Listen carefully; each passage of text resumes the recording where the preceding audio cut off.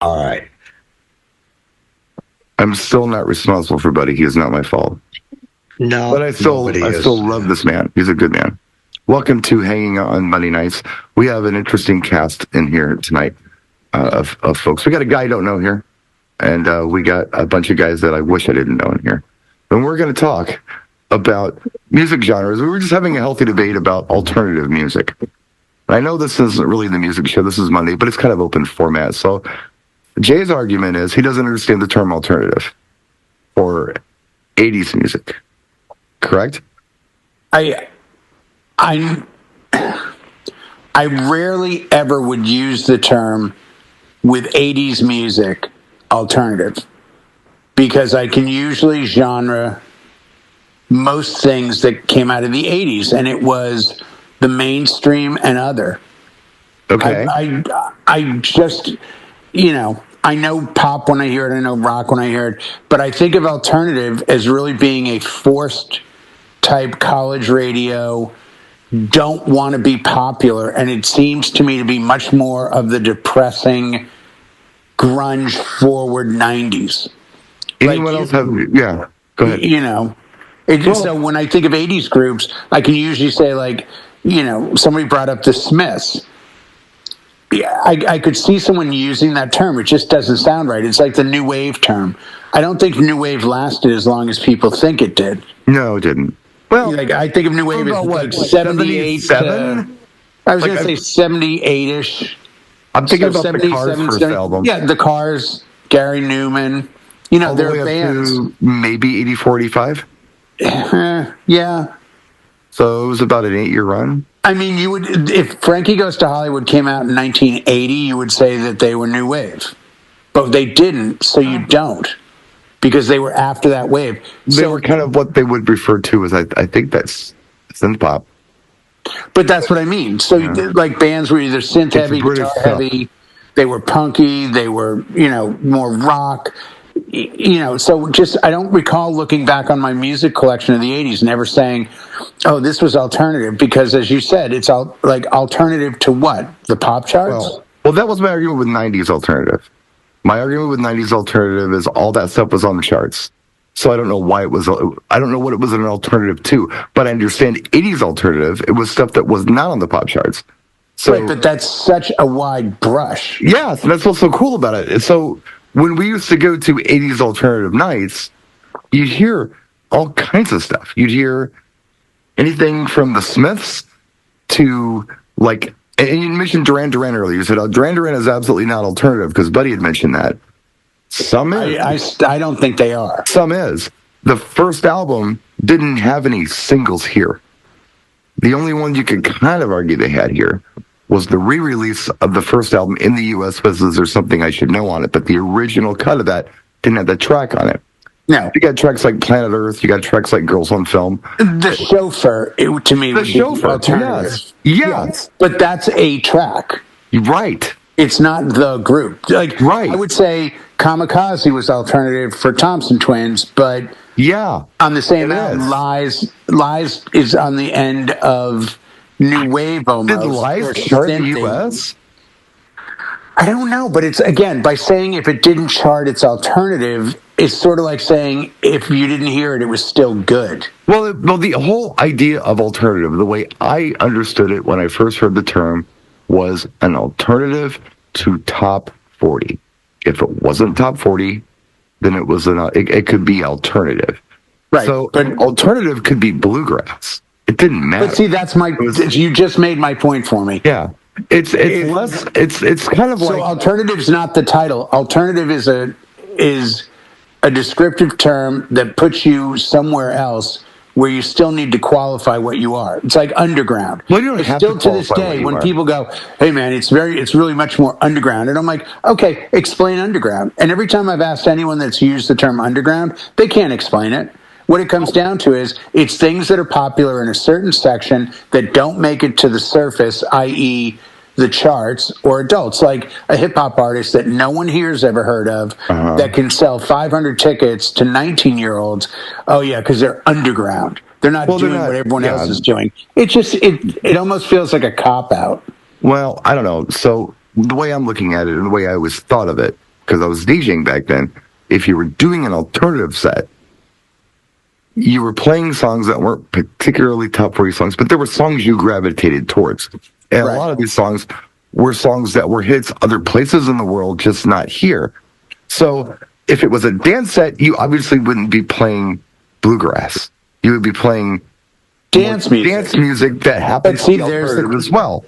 But it was all over the place. And that was the cool thing about the 80s. It didn't have to be one thing all night. It could be... So 100%. You could do like... the staples for alternative in the U.S. in the 80s for dance music would be things like Depeche Mode, Erasure, and New Order. Right there, you've got three. Right. Not all Depeche Mode songs, and not all Erasure songs, but most Erasure songs. And I don't think New Order ever charted in the U.S. on the top 40 chart. I don't think they ever did. Love Triangle didn't chart? You know what? You're right. Bizarre Love Triangle may have. I'd have to look it up. But, I mean, Blue Monday didn't. Perfect Kiss didn't. Blue Monday charted higher with Orgy. Yeah. In the 90s. Yeah. Yeah. So it could be that. It could be Cure. That's not the Kiss Me, Kiss Me, Kiss Me album. Anything before that. It could be Ministry. I mean, Every Day is Halloween wasn't a top 40 hit, I don't think. No. But that was a big dance song. So you played it when it was a dance alternative thing. See, I just think that's the secondary. Like, I've done tons of 80s events, but I don't remember doing any of them where the clients ever said to me, yeah, we're really big fans of 80s alternative. They would say, we're really big fans of, like, and then they would list off 20 bands. Right. Who run the gamut of... because I think the 80s has become synonymous with different styles so much that it's like 80s. Like I mentioned 80s hair metal. There are songs today that sound like they could have been in the 80s, but when I say 80s hair metal, you guys all know what I mean. Yeah. But it's different when someone says alternative. I go to the 90s. I never go back to the 80s. I just think of the 90s as purposefully shoegazing, wanting to be different music that wore the alternative tag. Like a lot of stuff was big other places. Like that doesn't matter to the people listening to it here, though. I think that's. But I mentioned Violent Femmes. Everyone knows them. They didn't chart. In fact, Blister never charted. No. In fact, I just saw a little mini doc. Has anybody here ever checked out the YouTuber Trash Theory? It sounds familiar. It's good. I can't say it's really good. Okay. It's a British guy. He does a lot of research. You never see him in a video, but he does excellent little. Is he the one that did that Call on Me documentary?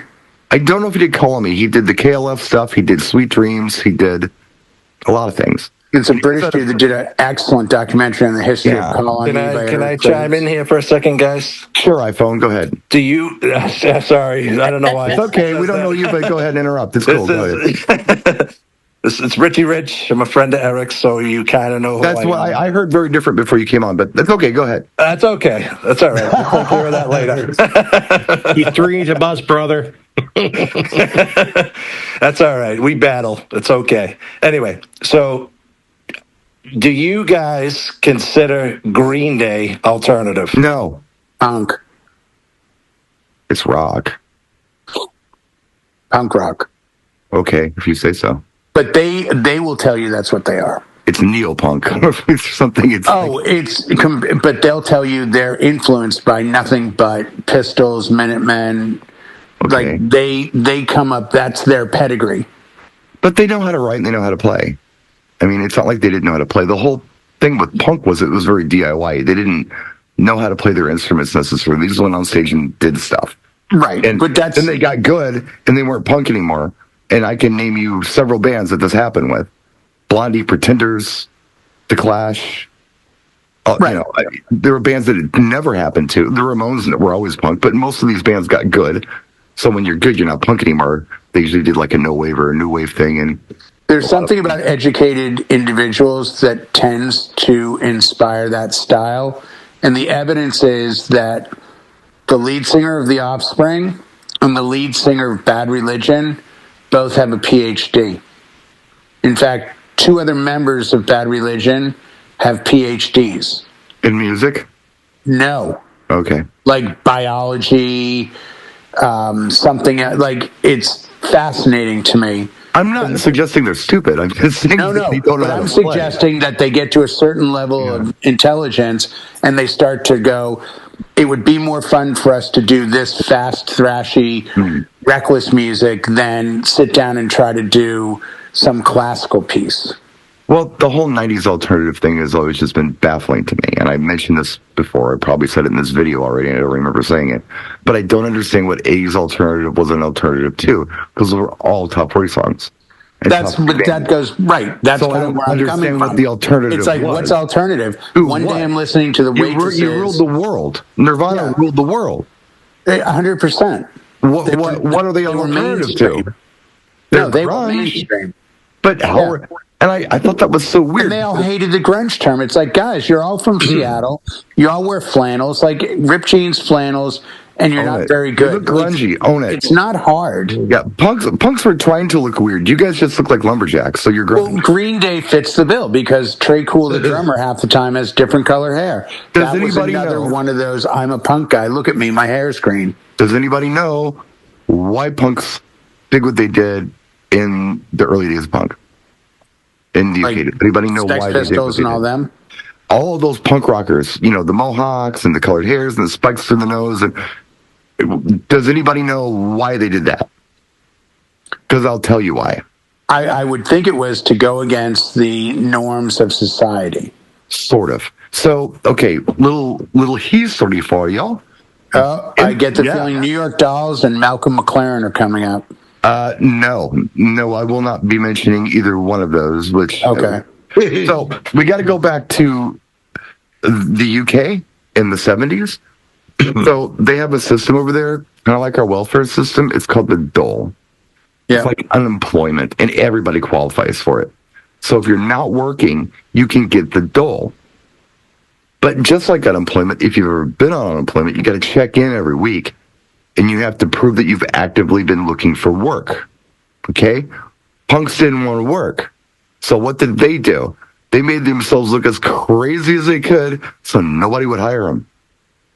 And that's where punk came from. They all wanted to be on the dole. So they just looked insane. So you're saying we made the right play in 1776? Oh, absolutely. Absolutely. No, but that's true. Because you didn't want somebody like that. Lost an entire continent. Back then, you didn't want somebody like that, greeting people as they walked into the restaurant. Or what? You weren't going to hire that guy. You're going to hire a different guy. So this guy goes on a job interview. He's, nope.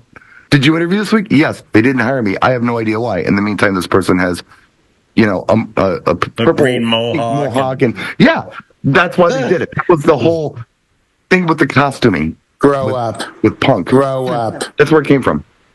And New York adapted it, which is what they did. It came from the UK, though. I think we kind of did the music, and they did the fashion of the whole thing. I thought it was going to be the whole Malcolm McLaren being friends. No. That's a different thing. No, Malcolm McLaren was the guy who founded Sex Pistols.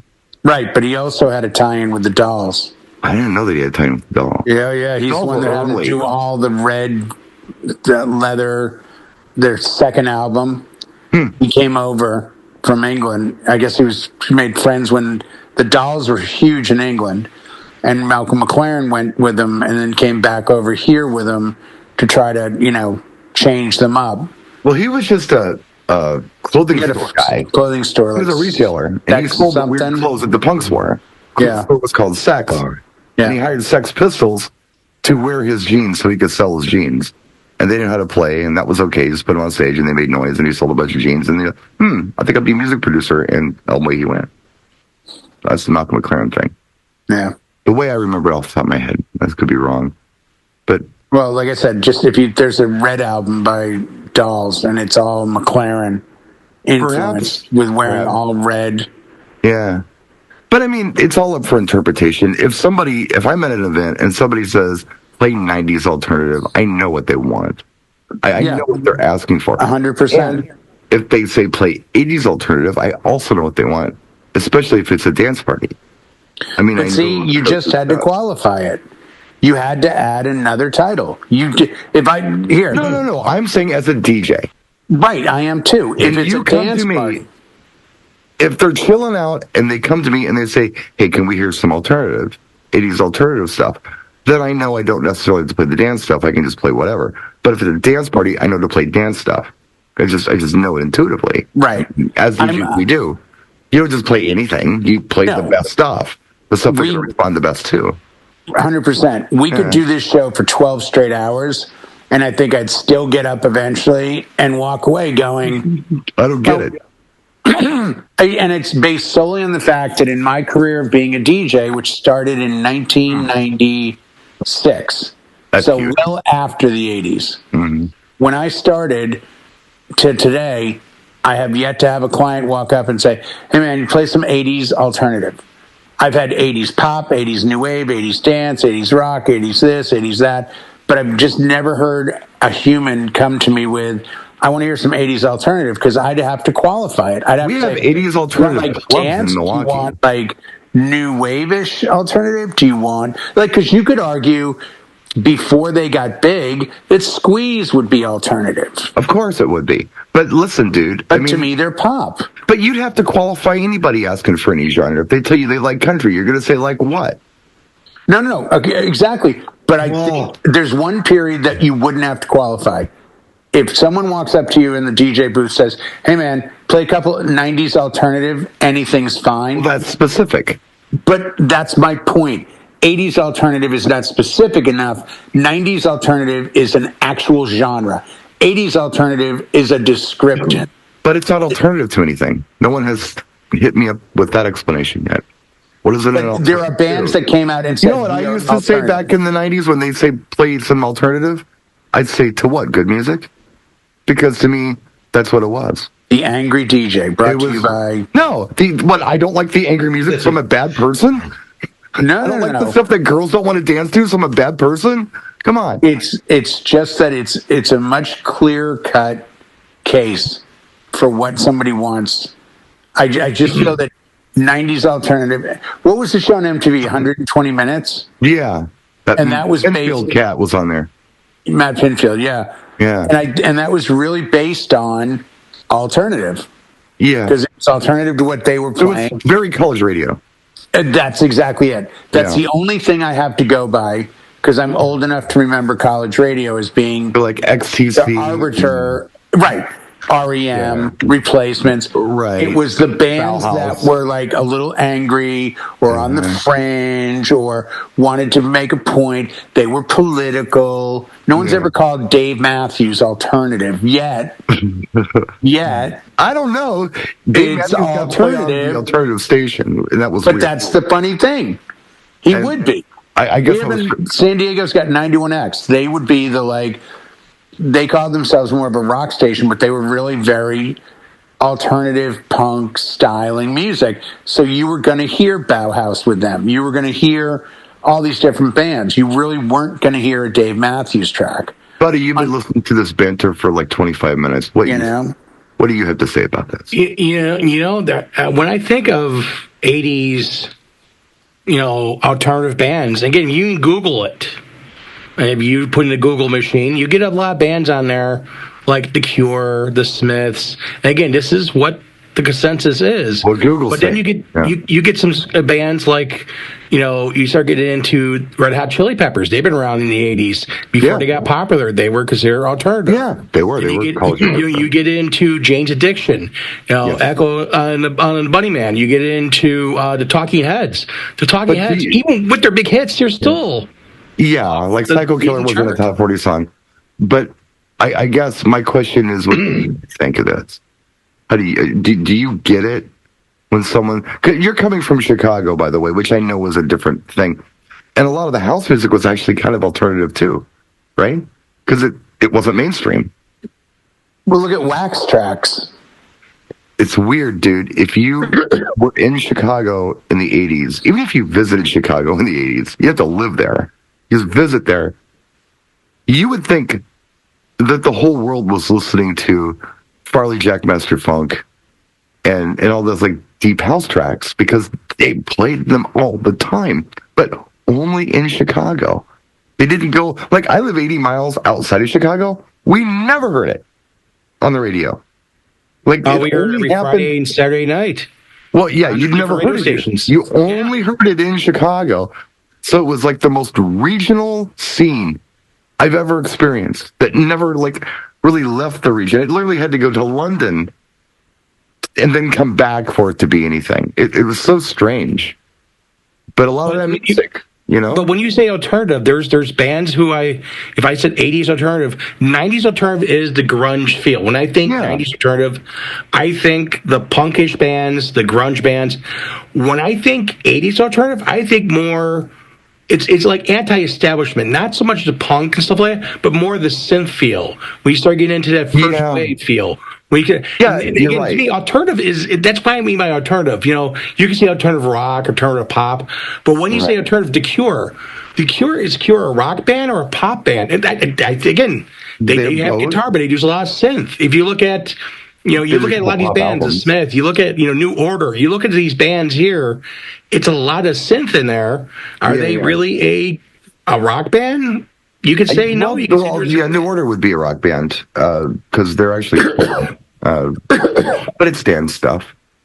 I don't know. It's very interesting. I'm looking at my Billboard book, Rock Tracks.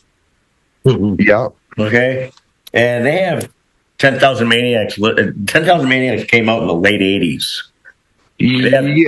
They have 10,000 Maniacs listed as an alternative rock.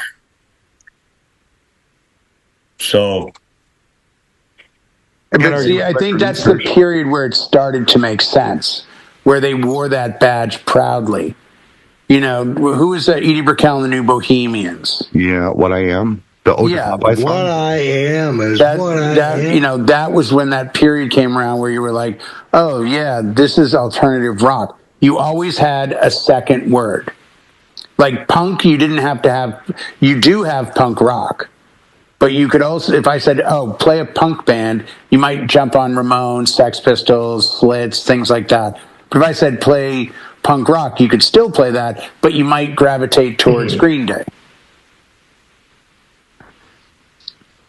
Yeah, it was to me, 80s alternative has to have a second title. Yeah. 90s doesn't. It's not, like I said, it's not a right or wrong thing. It's just a belief thing that I have no interest in changing because I don't see what I've missed or gained by going in a different direction. Well, I think, Jay, that the word's like a catch-all because if you compare, again, going to do two bands, you compare The Cure versus the Smashing Pumpkins, two totally different areas, two totally different sounds, but they're both considered alternative. And, it's a totally different feel when you listen to Smashing Pumpkins, Chicago band, by the way, and then you listen to The Cure, British band, you just hear how this whole different feel. And, again, I think the alternative name is kind of a catch-all for those bands who are not. You really can't pigeonhole them in one area to kind of fill multiple areas. And that's the thing. Like the Pumpkins are definitely a rock band. They're and at times a hard rock band, but they start with that '90s period of the famous word indie, where it was, we're an indie rock band because we're on a small indie label. And it was a way of qualifying all those groups that weren't on Warner and EMI and all that. They eventually became huge, and that really upset a lot of their initial fan base. I mean, somebody said Chili Peppers. I saw them on Fridays back in the 80s. They were like this crazy funk, weird rock, I don't know what. They still are a weird funk. No, they are, but they've managed to become 100% mainstream. No Doubt they got started good. In that same. It's the whole punk argument. No Doubt started that same way. They were very ska. Well, they were ska, though. Right, but they're not ska now. Now they're just a pop band. Yeah, but they did a rock band. They did ska well. They were a ska band, but when you're talking about the Chili Peppers, I think they were kind of punkish. No, they were. They had that thrasher thing. I think you wear your influences. I think if a band comes out of, hey, we loved Aerosmith and the Rolling Stones and this and that, you become the Black Crowes.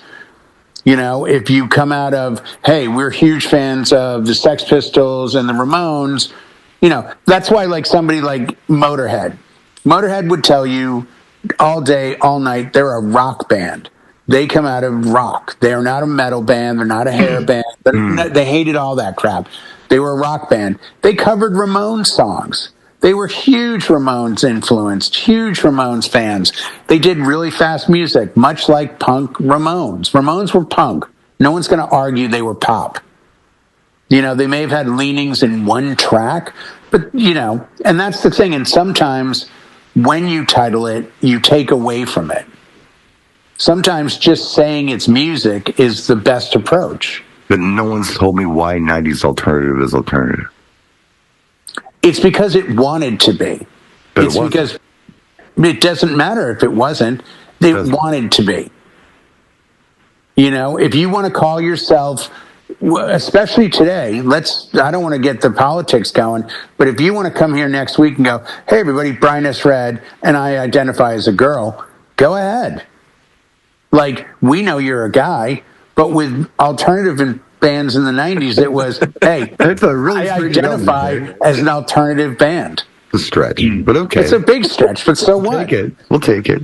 Hey, man, there's, we're relaxing groovy. My pronouns are the whatever you choose to do. I am the shit. You're still my brother or sister or whatever, or family. How about that? Trapped inside a straight man's body. That's all I'm going to say. That's right. You figure out the other word. So we have. Would you say Violent Femmes are alternative then, or is it more punk? Very alternative because they never charted ever. In fact, I was just watching. Let's talk about the Trash Theory. They did a really interesting breakdown of what they did. They were put on this indie label. Independent label. Right, but again, where that term comes from. To describe bands in that position.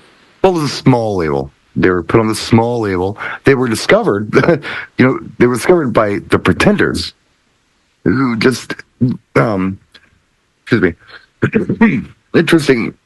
They were busking up on Prospect Avenue here in Milwaukee. Don't cry, Brian. It's okay. I'm joking. But you're crying. They couldn't find a doctor in the house. They couldn't find a bar or a venue to play at, so they were busking. They just would go around town and busk. They were busking on Prospect Avenue outside of the Oriental Theater, where they do the Rocky Horror. It's had the longest run of Rocky Horror than anywhere else in the world. The longest run of one movie than any other theater in the world. So the Pretenders happened to be in the Oriental Theater checking out a film, and they came out like, hey, what is this? And they got to know, say, you guys want a gig tonight? Here, come to our show, kind of thing.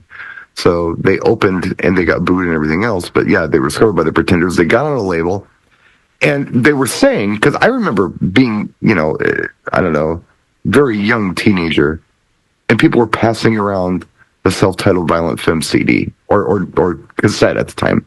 Would pass it around. So, well, this was weird and interesting. People liked it, but they had said that everywhere else on the planet, nobody really paid attention to them until 10 years later.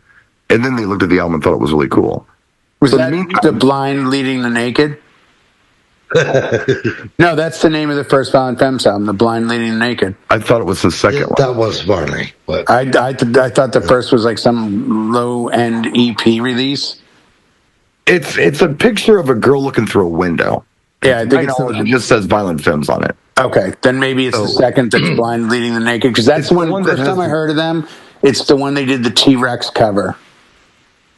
And the album is called Blind. I was at BCN, and we got an album by Violent Femmes called Blind Leading the Naked, because the title stood out, and the track that we were promoting off of it was a T-Rex cover. Which one?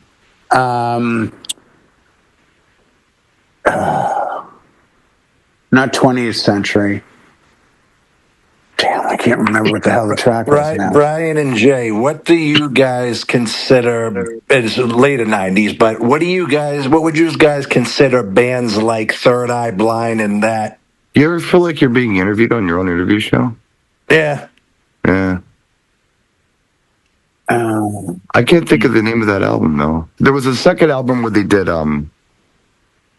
it was more gospel stuff. It was weird, and their audience hated it. And their goal was to piss the audience off, apparently.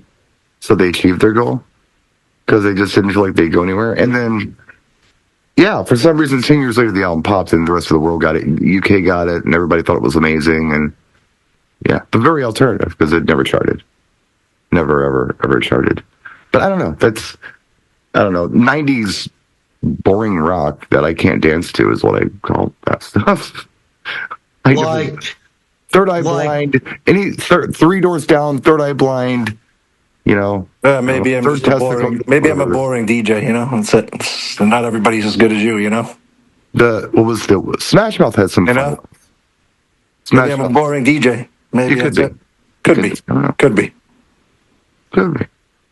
No, I didn't enjoy the music. Yes, but to answer you, I like to interview people on their own shows. I like to ask questions. You get that? You get that? Good. I'm glad you're. I'm glad. And on that note, we're closing this show out. So we'll see you guys next time.